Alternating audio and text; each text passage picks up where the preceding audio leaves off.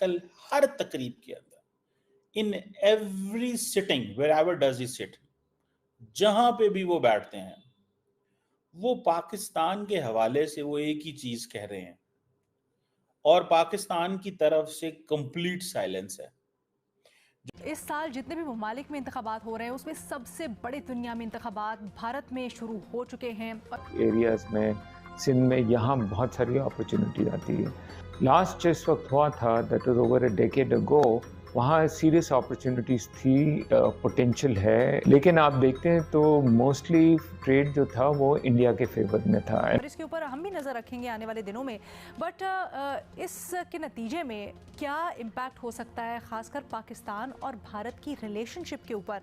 दीगर खबरों में आपको बताएं कि वज़ीर आज़म शहबाज शरीफ का नायब वज़ीर आज़म इसहाक डार को बशकीक भेजने का फैसला किया गया है।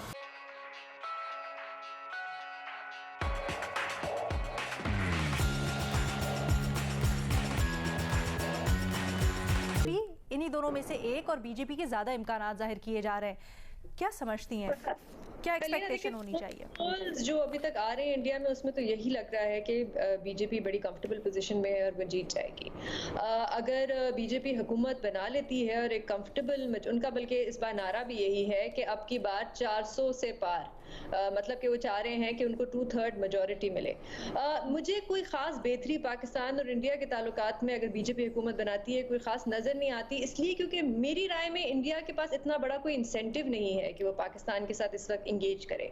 हाँ, दोनों न्यूक्लियर पावर्ड ममालिक हैं तो थोड़ी बहुत लिमिटेड इंगेजमेंट तो रखनी ही पड़ती है, लेकिन एज सच कोई इतना बड़ा कोई इंसेंटिव नहीं है। शायद हमारा बड़ा ज्यादा इंसेंटिव है क्योंकि हम मईशत के हवाले से देखते हैं, ट्रेड के हवाले। हमने देखा है हाल ही में वज़रा ने कुछ इशारे भी दिए हैं इस तरफ, खासकर इसहाक डार जैसे देख ले। भट्टी साहब, आपकी क्या चीज अलीना, बस मैं एक लाइन ऐड कर दूं आप, बल्कि अभी जब इंतखाबात चल भी रहे थे, उनकी मुहिम चल रही थी इंडिया में, तो हमने देखा कि नरेंद्र मोदी का भी बड़े अग्रेसिव किस्म के बयान आ रहे थे पाकिस्तान के बारे में कि हम वहाँ पे घुस के मारेंगे दहशतगर्दों को।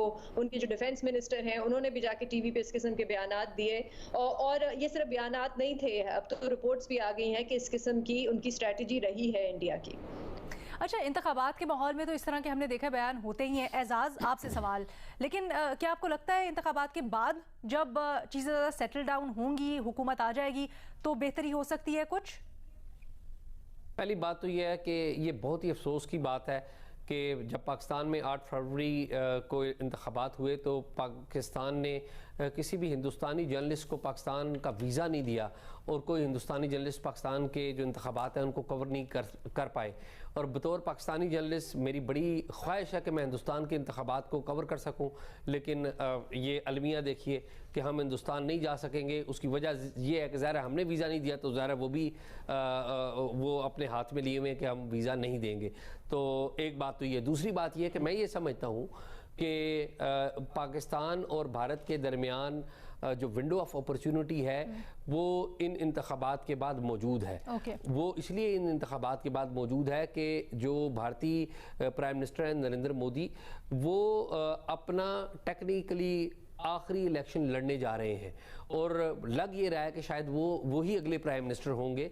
तो उनकी कोशिश ये होगी, बहुत सारे उनके इर्द गिर्द के लोग जो एक्सपर्ट्स हैं, जो उनके करीबी दोस्त हैं, वो वहाँ पे मीडिया पे भी बात कर रहे हैं कि वो अपने आखिरी इलेक्शन के दौरान जो आखिरी टेन्योर है वो हिंदुस्तान के जो बड़े इश्यूज हैं उनको हल करने की कोशिश करेंगे, ताकि लेगेसी अपनी अच्छी छोड़ के जा सके और हिंदुस्तान को इस रीजन में एक वाइब्रेंट मुल्क के तौर पर छोड़ जाए। मैं समझता हूँ कि बिल्कुल मौजूद है। अच्छा, मौजूद है, ठीक है जी। मज़हर साहब, आप कहिएगा सर, क्या समझते हैं, क्या कोई ब्रेक थ्रू आ सकता है इंतखाबात के बाद, या एटलीस्ट कुछ बर्फ पिघल सकती है? देखिए, मुझे तो ये खदशा है और ख़तरा है कि ये सेकुलर इंडिया का आखिरी इलेक्शन है, और इसके बाद हालात बेहतर होने नहीं जा रहे, बल्कि ज़्यादा ख़राब होने जा रहे हैं। अगर क्योंकि बज़ाहिर मोदी के मुकाबले में कोई ऐसा स्ट्रॉन्ग लीडर नज़र नहीं आ रहा इंडिया के अंदर, और ये सिचुएशन, ये ख़बर हमारे लिए अच्छी नहीं है कि सेकुलर इंडिया का ये आखिरी इलेक्शन साबित हो सकता है।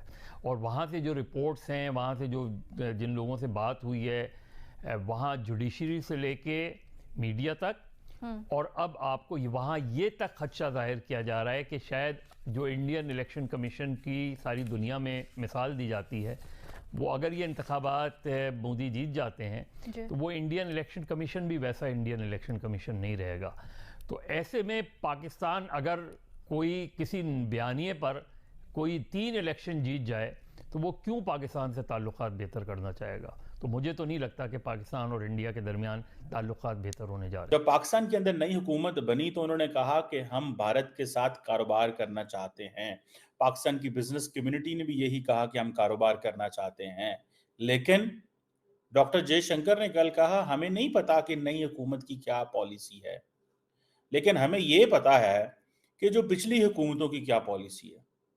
इसका मतलब ये है कि अब देखें, कल वो बात कर रहे थे कॉन्फेडरेशन ऑफ इंडियन इंडस्ट्रीज के साथ, और उनसे सवाल पूछा गया इंडियन बिजनेसमैनों की तरफ से कि आप पाकिस्तान के साथ कैसे ताल्लुकात को देख रहे हैं। तो उन्होंने बड़ा सीधा सा बात की, जिस पर उन्होंने कहा कि हमने बड़ी स्ट्रगल की है, और वो स्ट्रगल इस चीज में की है कि पाकिस्तान जो है वो मुसलसल क्रॉस बॉर्डर टेररिज्म, जो एक समझें कि जब इंडिया पाकिस्तान के बारे में बोलेगा तो यही बोलेगा क्रॉस बॉर्डर टेररिज्म, ये एक फर्स्ट वर्ड है जब भी भारत की लीडरशिप बोल देगी। अब कोई भी वजीर आजम, defence minister, national security adviser, foreign office, एक ही लफ्ज उनको फटाफट उनके जेहन में आता है जी, क्रॉस बॉर्डर टेररिज्म। वो कहते हैं कि ये जो पिछली हुकूमतें हैं उनकी ये पॉलिसीज नहीं है।